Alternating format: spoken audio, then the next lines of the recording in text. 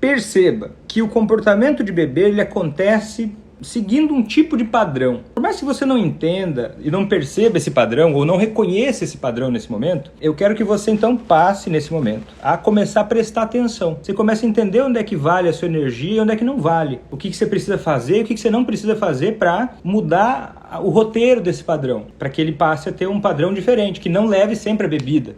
Isso vai gerando interesse e comprometimento no alcoolista em ficar sóbrio.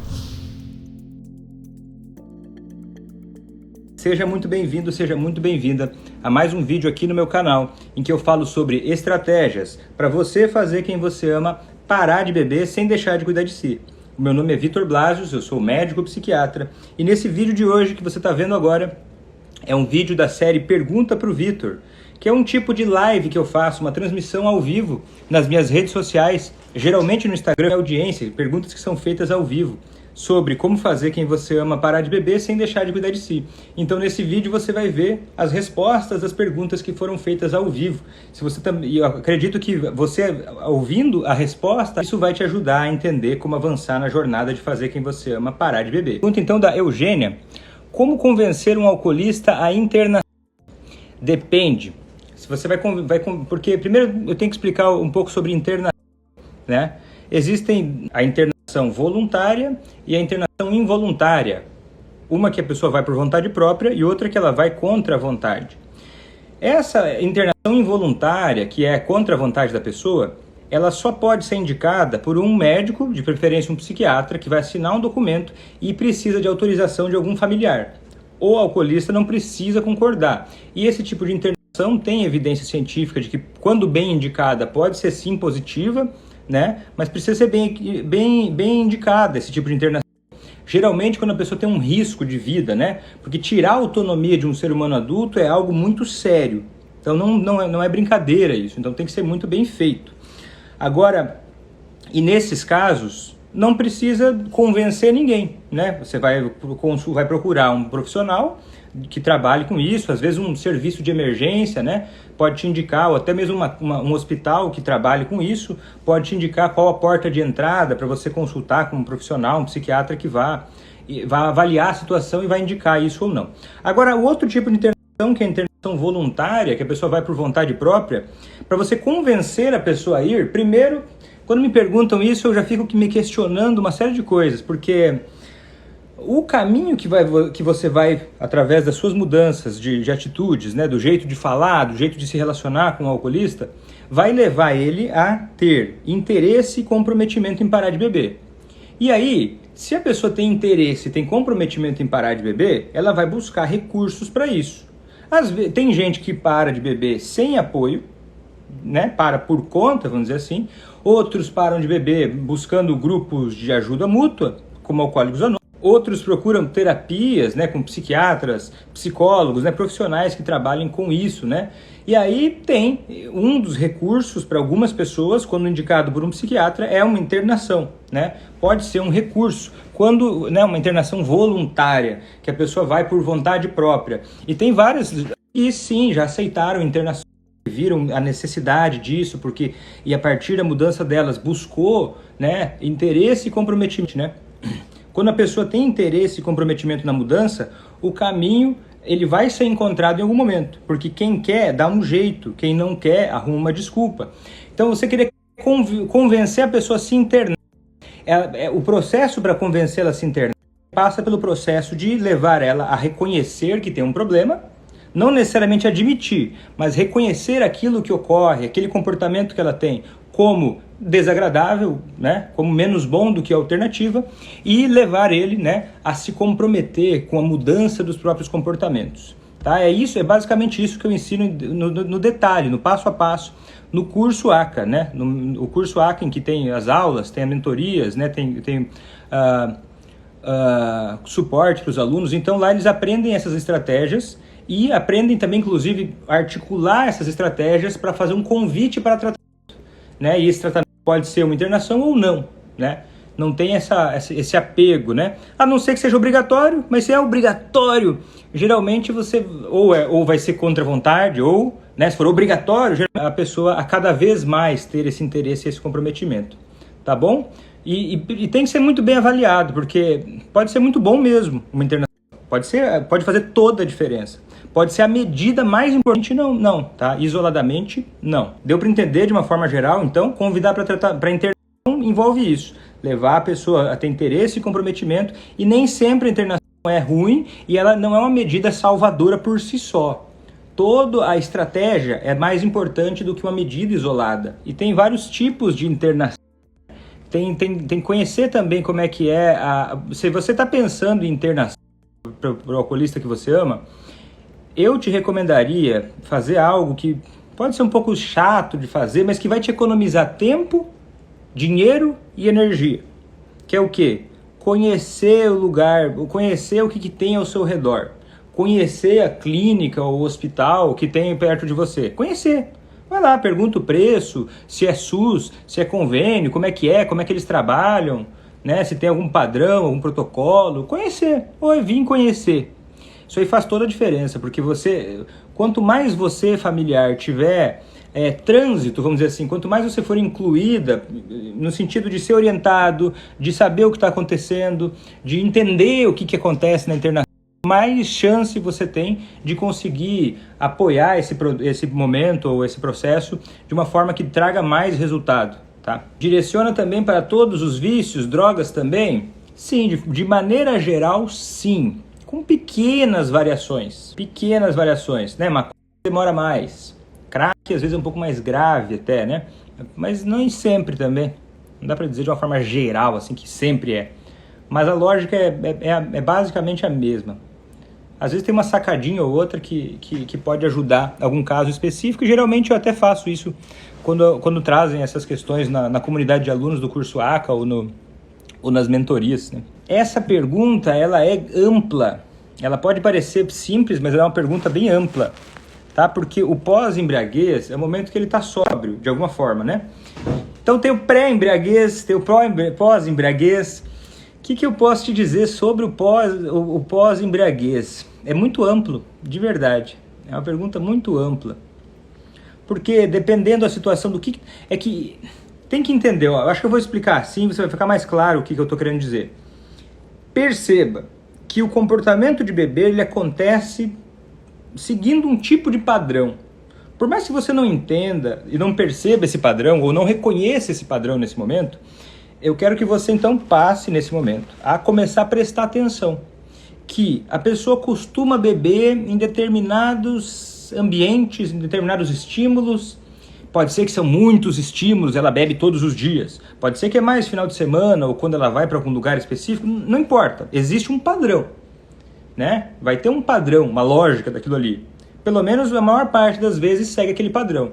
Que tem um pré-beber, tem o comportamento de beber e daí tem o pós-embriaguez.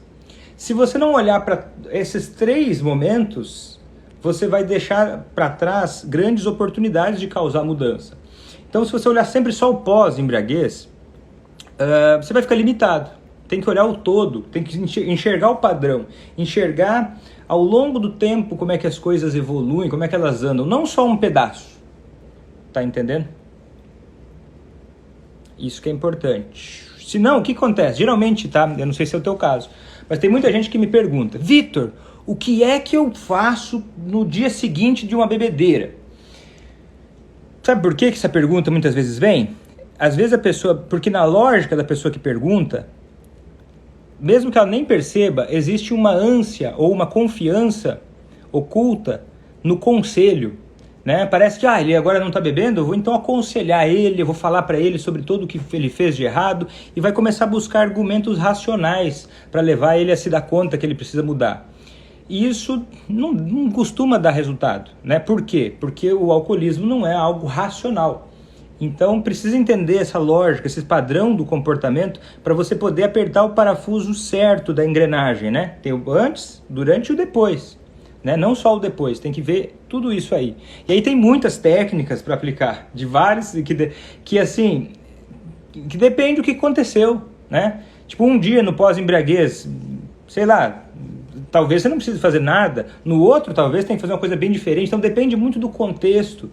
Entende? Entendendo a lógica do método ACA, que é o que eu ensino no curso ACA, dou vários exemplos também, mas o mais importante é que meus alunos entendam a lógica. Porque quando você começa a perceber a lógica do padrão do comportamento, você começa a entender onde é que vale a sua energia e onde é que não vale. O que você precisa fazer e o que você não precisa fazer para mudar o roteiro desse padrão. Para que ele passe a ter um padrão diferente, que não leve sempre a bebida. Isso vai gerando interesse e comprometimento no alcoolista em ficar sóbrio. Aí, Vani, algum caso que mesmo fazendo o curso ACA não obteve resultado? Algum caso específico?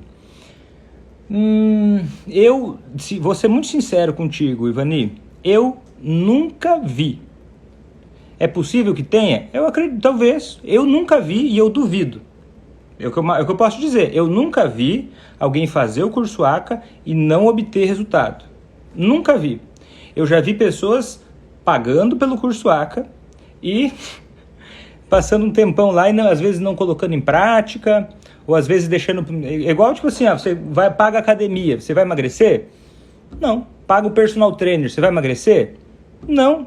Juro por Deus. Eu pago, agora eu contratei uma personal trainer para me ajudar, eu e minha esposa, e além de pagar ela, eu tenho que ir na academia. E não adianta só eu ir na academia.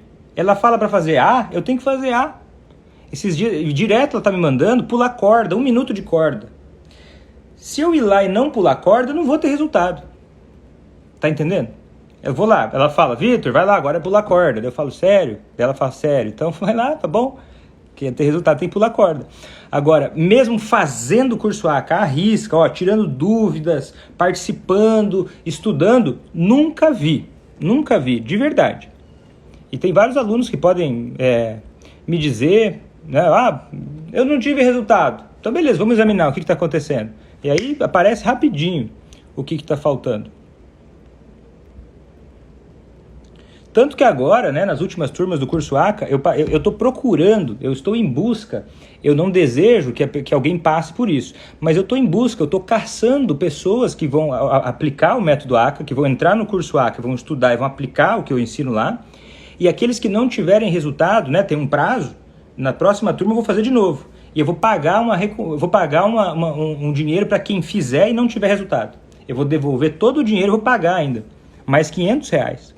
E eu vou continuar dando isso até o dia que eu encontrar alguém que vai me... Aí eu vou pagar mais ainda, porque para mim é muito interessante. Eu sou obcecado por encontrar alguém que aplicou o curso ACA e não teve resultado. Porque para mim isso é uma oportunidade muito grande de achar uma coisa que eu não tinha visto. E eu estou procurando isso. Para mim é muito interessante. Como eu sou focado no resultado, no curso ACA, uma informação dessas para mim é ouro. Eu quero saber, mas até hoje não encontrei.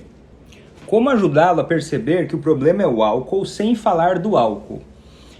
De novo, claro que existem várias formas de fazer isso, mas eu vou dar uma ideia inicial para dar uma resposta inicial a essa pergunta. Por exemplo, o alcoolismo ele vai gerar consequências indiretas. Tipo assim, a pessoa bebeu demais e gastou dinheiro demais na bebida e faltou dinheiro para uma conta da casa.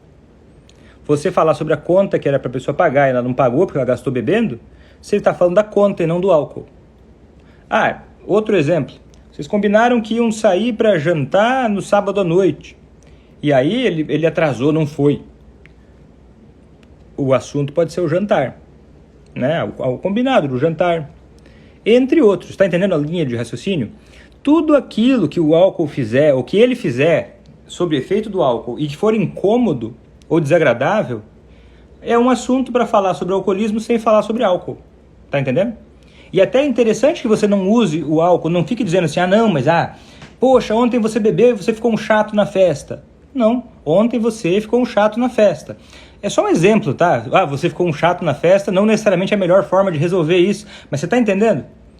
Você não vai usar o álcool, você não vai já usar o álcool como, o álcool é o problema. Vai falar do problema. Esse é o problema. E ele cabe a você resolver, vamos dizer assim, né? Então eu não preciso ficar caçando onde que é a solução, porque ela é óbvia, né? E deixa essa ligação para a cabeça do alcoolista. Não vai ficar o tempo todo dizendo, mas é o álcool, mas é o álcool. Mas tudo o que acontece, mesmo que você já saiba que é o álcool, fala sobre aquilo. Faz sentido? e até falar muito sobre álcool, quando você fala muito sobre álcool, tem até pesquisas que mostraram isso, que quando a família presta um apoio para alguém parar de beber e foca muito no álcool em si, isso tende a dar menos resultado.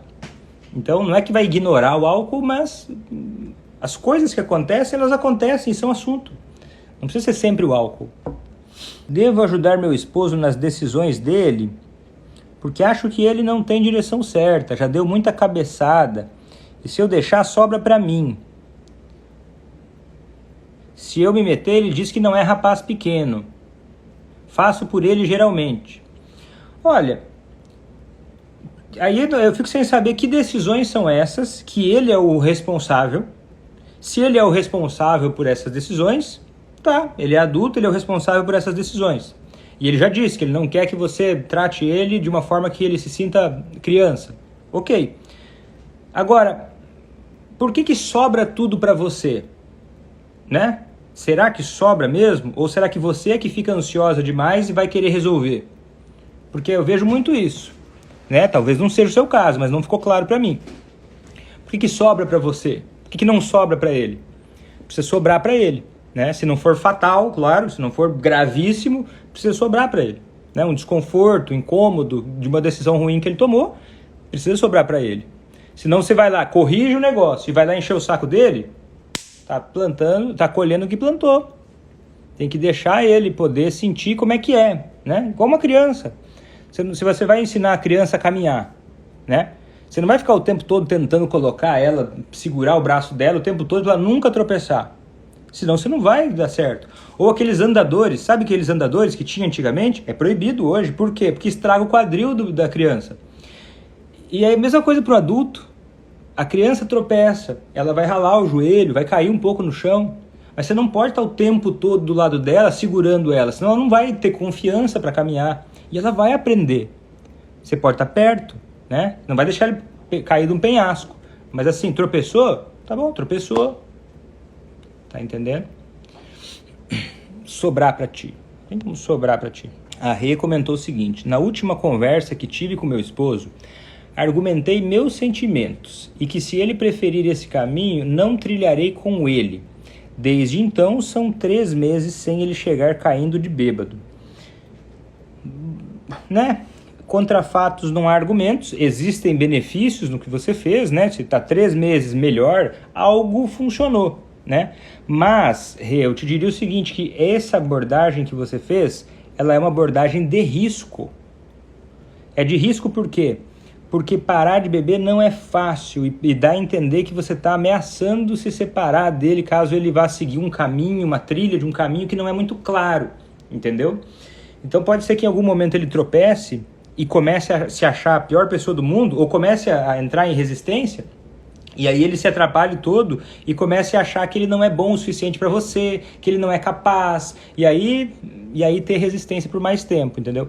Então ameaçar dessa forma, só se for verdade mesmo, assim, ó, se você, ó, eu não vou tolerar 1 mês de tentar te ajudar. Aí beleza, é uma decisão, né? Que daí não tem a ver com fazer o outro parar de beber necessariamente.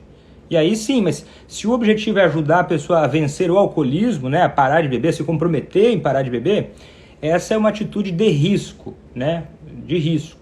É melhor você jogar um pouquinho menos acirrado, tá? Você pode demonstrar isso às vezes sem necessariamente falar, né?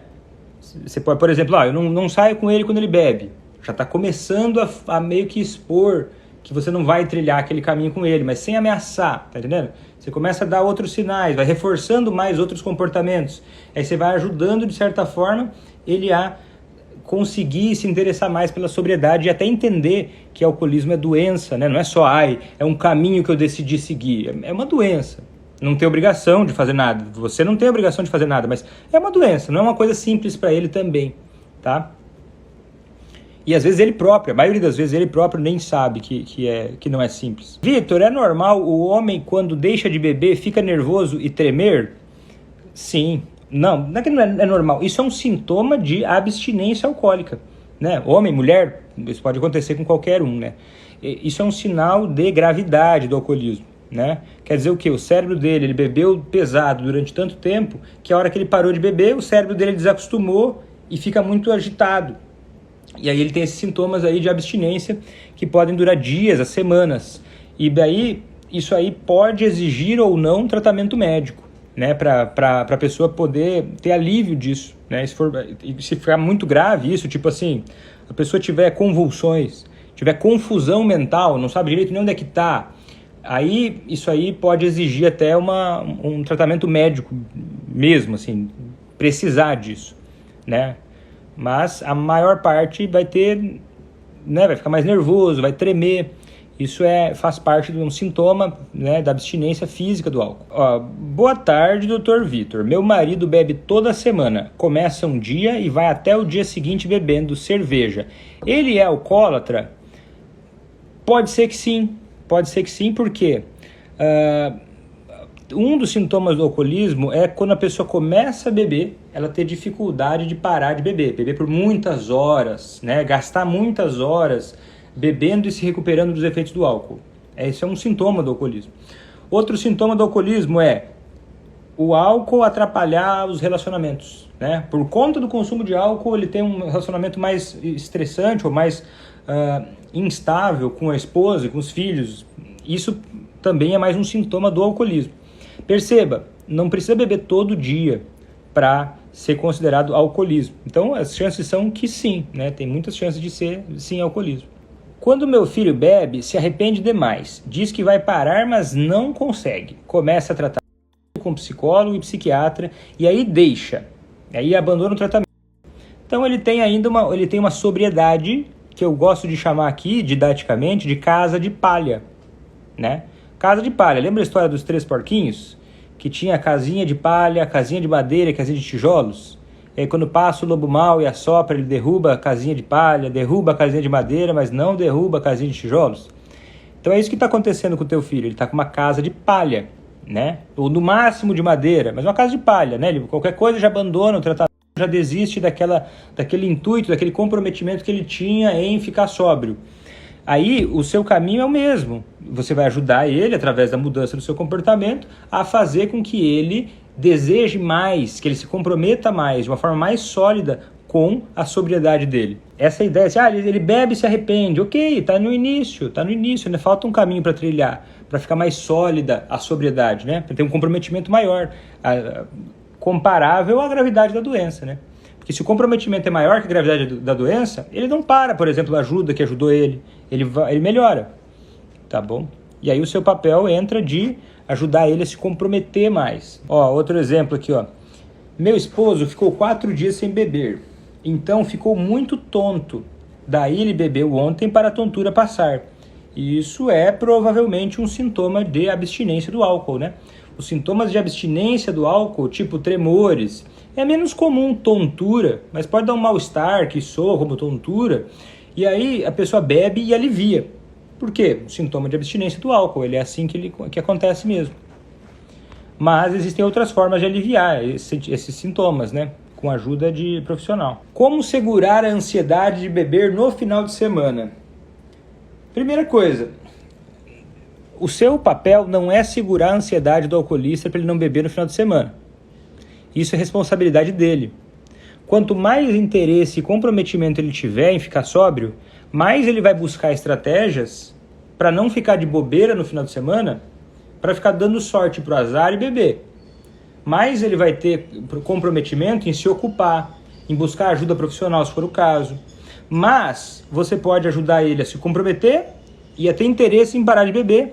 E no momento em que ele estiver interessado e comprometido em parar de beber, aí chega o momento em que você vai mais ajudar ativamente, vamos dizer assim, a ter alternativas, né? Ajudar a ocupar o final de semana dele, né? Isso aí vai te ajudar, vai ajudar ele e, consequentemente, quanto mais ele conseguir, mais ele vai se sentir motivado a continuar sem beber, né? Porque a autoconfiança de ficar sem beber ajuda a ter vontade de continuar sem beber. Mas cuidado que não segura a tua ansiedade, Porque se ele usar como desculpa a ansiedade dele, mas é que no final de semana dá muita ansiedade, muita vontade de beber. Quer dizer o quê? Que ele não entendeu ainda sobre a doença o suficiente, ele não buscou ainda um caminho para modificar isso, porque o alcoolista não basta parar de beber e ficar esperando o final de semana passar. Se ele sempre bebeu no final de semana, ele vai precisar criar uma rotina, vai criar um hábito diferente, vai precisar se expor a situações diferentes da que ele se expunha antes. E se você ficar puxando ele para fora disso, como se fosse sua obrigação proteger ele de beber, a tendência é ele se afastar de você. Então lembra, o seu papel é criar interesse e comprometimento nele em mudar. Não resolver tudo por ele. Tem momentos para ajudar, mas o principal é o interesse e o comprometimento em mudar. Que daí tudo vai funcionar. Vai fazer o que for necessário para não beber. Porque quem quer, de novo, dá um jeito. Quem não quer, tudo é desculpa. Tudo é problema, tudo é complicado. E aí não vai atrás. Mas eu não tenho dinheiro para me divertir no final de semana. Mas é porque eu sinto saudade dos meus amigos que bebem. Vai enchendo de desculpa para você e aí não vai andar. Tá entendendo? Porque a falta não é de condições de não beber no final de semana, mas a falta de comprometimento ainda, né? Que é algo que se constrói. Olha aqui, eu estava conversando com meu filho por WhatsApp sobre a dificuldade de vermos a neta. E escrevi assim: quem sabe deveria pensar que a bebida é uma doença que mata. Que terrível essa mensagem, que mensagem horrorosa. Você acha que ele é idiota? Você acha que ele é burro? Você acha que ele é um imbecil? Eu acho que você não acha, mas eu acho que você não se dá conta de que você dizer alguma coisa dessas... Você acha que ele vai falar o quê? Não, é verdade, eu nunca pensei que a bebida é uma coisa que mata. Ele vai se sentir criticado, vai se sentir incomodado, provavelmente, vai achar que você é uma enxerida, uma intrusa. Por quê? Porque esse tipo de conselho, mas quem sabe, eu fiquei ansiosa por ver minha neta, e aí eu escrevi assim, daí foi lá e deu um conselho para ele, quem sabe você deve pensar que a bebida é uma doença que mata. Você fez o quê? Você aliviou a sua ansiedade, descarregou a ansiedade nele, e não é uma coisa que ajuda ele, é uma coisa que ajuda só você. Porque daí você faz o quê? Você joga pra fora aquilo que você queria falar, aí ele vai rejeitar esse seu conselho, e aí você vai se sentir mais feliz ainda no fundo. Porque assim, pelo menos eu falei, mas falou coisa errada. Né? Eu sei, talvez você não queira que isso aconteça, mas perceba esse padrão. Tá entendendo? Aí vai lá, fica ansiosa porque não quer ver a neta, talvez sofrendo com o pai bebendo, e aí vai lá e fala, quem sabe você deveria pensar que a bebida é uma doença que mata. Aí ele vai olhar, você acha que eu sou idiota? Tipo assim, em que mundo? Tá entendendo? É uma falta de conexão essa mensagem muito extrema. Ela demonstra uma falta de controle emocional da sua parte em relação a ele. E aí ele também vai sentir isso. E vai te rejeitar, vai te afastar. E vai começar a achar que você é a vilã. Não, a minha mãe é uma chata. Minha mãe não me dá liberdade. Quando não tem nada a ver, foi só uma bagunça, uma salada de fruta mal feita que começou com esse comentário seu. Tá entendendo? Tá ok, mas começa a perceber esse padrão, dá pra mudar isso, tá bom? Doutor, quando ele bebe, ele fica muito diferente, tem a tendência a procurar sites de mulheres. Isso é devido à bebida? Não é devido à bebida. A bebida pode contribuir para que isso aconteça, né? Mas tem fatores que... Porque a bebida, ela diminui o quê? Ela diminui o centro de controle do cérebro, o autocontrole da pessoa. E ela tende ao quê? De uma forma, ela expor partes menos boas de si e se comportar de maneiras não boas, né? Não que coisas que talvez ela não fizesse, né? Sóbria. Mas procurar sites de mulheres pode ser que tenha a ver com álcool, mas principalmente alguma coisa que já tem além do álcool. E o álcool favorece. Pode ser que sóbrio nunca faça isso, ou às vezes faça um pouco. Depende daí. Mas a bebida por si só, isoladamente, não é uma coisa comum de causar isso. Não é uma coisa comum. Procura site de mulheres. Não, ele pode se sentir mais... não calcular o prejuízo das coisas. E aí ir lá e buscar sites de mulheres, né? Não calcula direito o que está fazendo. E aí vai lá e faz uma besteira. Mas... Teve um ímpeto, tá? Teve uma motivação em algum lugar para buscar esse tipo de coisa, entendeu? E aí tem outra questão que é a seguinte, como é que ele lida depois por ter feito isso, né? Ele bebe e procura sites de mulheres. Beleza, o álcool pode ser isso, mas claro que ele também é responsável, porque mesmo assim, isso envolve a escolha de beber, a escolha de tomar o primeiro gole, está relacionada a isso. Então, como é que ele lida depois, que ele repara que ele fez isso, né? Como é que ele lida com isso? Se ele se arrepende, ele busca reparar isso, ele busca resolver, ou ele demonstra pouco interesse em mudar isso. Então isso pode dar um sinal de fumaça, né, de que tipo de rolo é. Mas é algo que não é só o álcool, não. O meu marido, quase todos os dias pela manhã, fala que está se sentindo mal por beber, mas não sabe por que não consegue parar. Eu entendo que ele não saiba, né? Mas agora, você que está assistindo esse vídeo, você precisa ter clareza. Por que ele não consegue parar? Porque ele tem uma doença que não é simplesmente escolher parar. Ele precisa se comprometer em parar. Ele precisa fazer esforço, ele precisa modificar coisas, ele precisa ir atrás de parar. Não é simples assim parar. Ele vai precisar querer bastante parar de beber e buscar recursos para isso, se necessário, né? Então, por que não consegue parar? Porque não entendeu que o alcoolismo ainda é uma doença, não entendeu ainda o que ele precisa fazer para parar e fica esperando cair do céu. Esse é o problema. Fica esperando cair do céu. Se cair do céu a sobriedade da minha vida, eu até quero. Mas se não, né, eu não consigo. Claro que não é fácil, mas por isso mesmo que exige comprometimento, né? Eu não sei porque eu não consigo parar. É tipo assim, imagina que começa a crescer na sua... começa a crescer um tumor na sua barriga. Começa a crescer um tumor, uma bola na sua barriga, começa a crescer um tumor. Aí começa a crescer, você apalpa assim, poxa, que negócio estranho. Nossa, e começa a doer. E aí começa a crescer cada vez mais. Você vai olhar para aquilo e pensar, meu Deus, eu não sei por que isso está crescendo aqui. E você vai ficar parado? Ou você vai atrás de mudar isso? Vai procurar, meu Deus, deixa eu procurar alguém que me ajude a entender, deixa eu procurar um médico, deixa eu buscar entender o que isso aqui não é normal. Você percebe? Mas só que o alcoolismo, ele é bem assim. A pessoa às vezes olha, mas ela não dá tanta bola assim por conta própria, que tem a ver com a própria forma que a doença do alcoolismo se estabelece. Ela não atina tão rápido. Por isso que é tão importante o familiar entender como ajudar, como fazer para que ele tenha comprometimento em parar de beber, para acelerar esse processo, ou até mesmo para fazer esse processo de parar de beber ser possível, né? Porque é uma doença perversa, que também vai iludindo ele, tá entendendo? A Ana está falando, no caso, a pessoa alcoolista usa de manipulação de certa forma? Ana, você usa de manipulação. E está querendo falar do alcoolista? Você é manipuladora.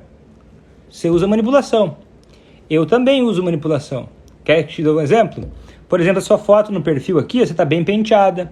Você tá com o rosto, imagina que você passou até maquiagem, talvez até um batom. Você não nasceu assim, você não acordou assim.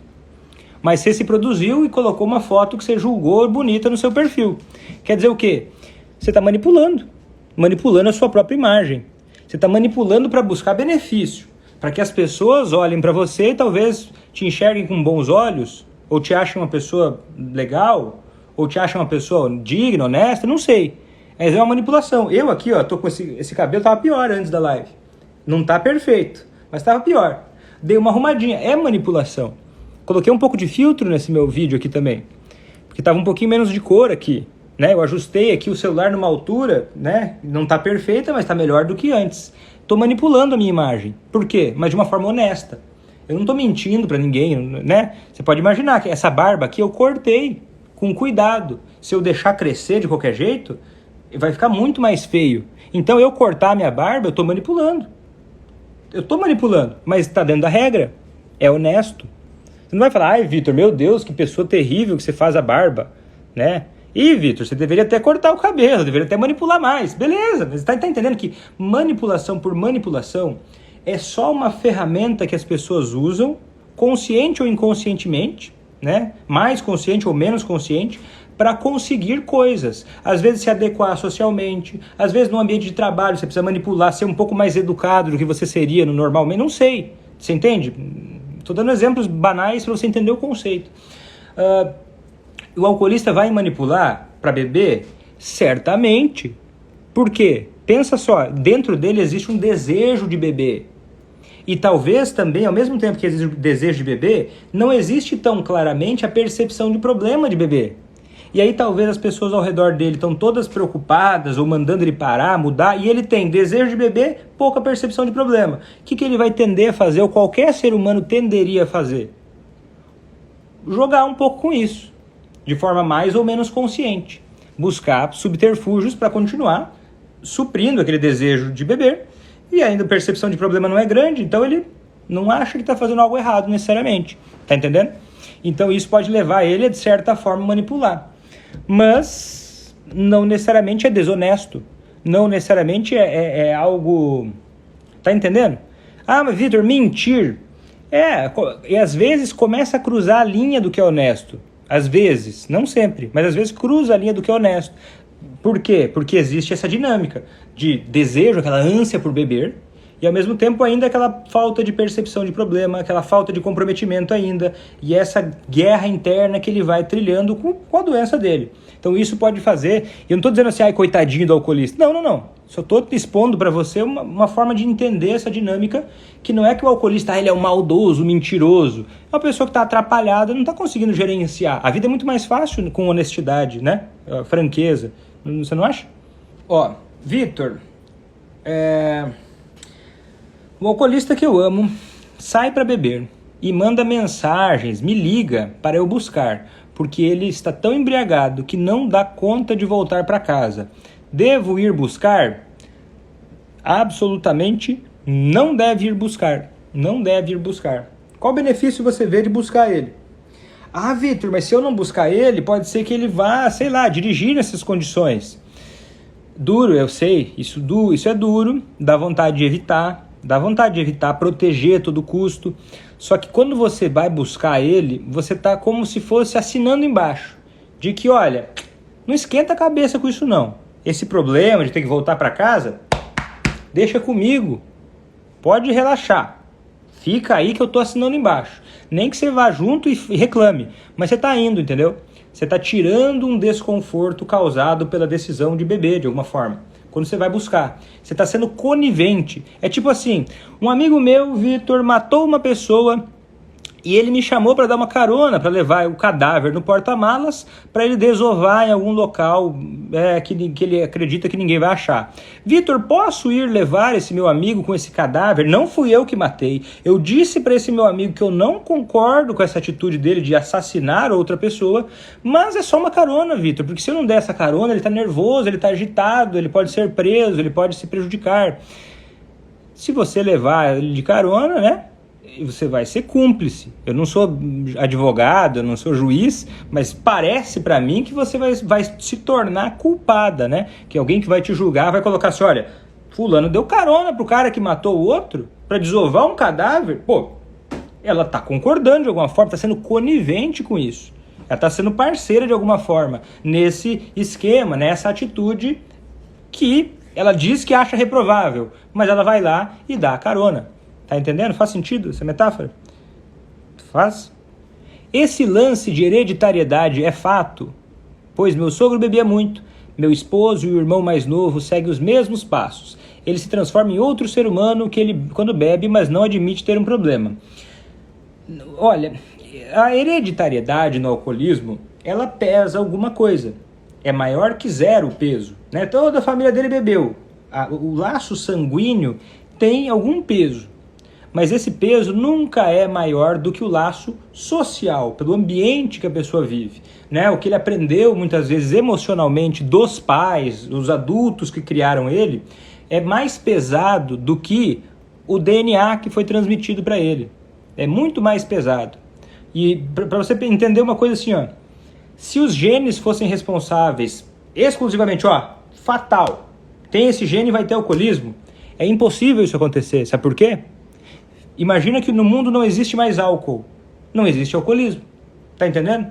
Então os genes eles pesam, sim, mas assim, perto de muito menos do que esse contexto social. E o passado pesa, mas muito menos do que o contexto atual, né? Por exemplo, a forma que você vai se relaciona hoje, ou vai se relacionar com ele a partir de agora, para mudar essa trajetória de beber ou não, né? Para parar de beber, né? Se você quer você causar mudança, né? Você causar mudança na sua forma de se relacionar com ele é muito mais poderoso, tendo ele genético ou não. para você fazer quem você ama parar de beber. E aí cabe a você também perceber que quando a pessoa usa coisa hereditária, eu sou escravo da minha genética, por isso que eu sou gordo, por isso que eu não tenho paciência, porque minha mãe e meu pai não tinham paciência, eu sou escravo disso e daquilo. As coisas pesam? Claro que pesam, né? Ter oportunidades, ter pai e mãe mais maduros emocionalmente é melhor? É melhor, é uma vantagem. Agora, usar os problemas da vida, usar as dificuldades, usar os genes como justificativa para o seu fracasso até que se prove o contrário, ele é causado pela sua mania, pelo seu padrão de justificar as coisas, né? De achar desculpas para você se afastar da responsabilidade adulta de lidar com a sua própria vida. O alcoolista de parar de beber, de certa forma, e você, de o que você faz em resposta a isso. Se você faz ou não a sua parte para fazer quem você ama parar de beber. É muito mais fácil olhar para ele e falar que ele faz tudo errado. Claro que é. E a maioria faz justamente isso. A Rita falando, ele não aceita ajuda psicológica, como ele é comprometido no trabalho, é responsável, paga suas contas. Ele só concorda, mas de fato não compreende que é uma doença. Acha que bebe porque gosta. E você faz o quê? Né? Você já está no curso ACA, por exemplo? Né? Porque é mais fácil olhar para o outro, né? As coisas que o outro não faz. Você já está no curso ACA? Aí a gente já começa a ver, né?